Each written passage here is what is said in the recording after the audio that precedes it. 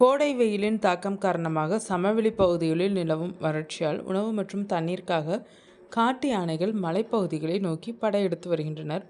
குன்னூர் காட்டேரி பகுதியில் கடந்த சில நாட்களாக 11 யானைகள் கொண்ட கூட்டம் முகாமிட்டிருந்த நிலையில் தற்போது அதில் ஒரு மாற்றம் ஏற்பட்டுள்ளது. காட்டேரி பகுதியில் முகாமிட்டிருந்த 11 யானைகள் கூட்டத்திலிருந்து ஒரு பெண் யானை தனது குட்டியுடன் தனியாக பிரிந்துள்ளது. இந்த காட்டு யானை தற்போது கிளெண்டல் தேயிலை தோட்ட பகுதிக்குள் புகுந்து அங்கேயே முகாமிட்டுள்ளது. குட்டியுடன் இருப்பதால் பாதுகாப்பு உணர்வு காரணமாக இந்த யானை மற்றவர்களை தாக்கும் ஆக்ரோஷத்துடன் இருக்க வாய்ப்புள்ளதாக கருதப்படுகிறது. யானை நடமாட்டத்தை அறிந்த குன்னூர் வனத்துறையினர் கிளிண்டல் மற்றும் அதன் சுற்றுவட்டார தேயிலை தோட்ட தொழிலாளர்களுக்கு எச்சரிக்கைகளை விடுத்துள்ளனர். யானைகள் முகாமிட்டுள்ள குறிப்பிட்ட பகுதிகளுக்கு தேயிலை பறிக்கும் பணிக்காக செல்ல வேண்டாம்.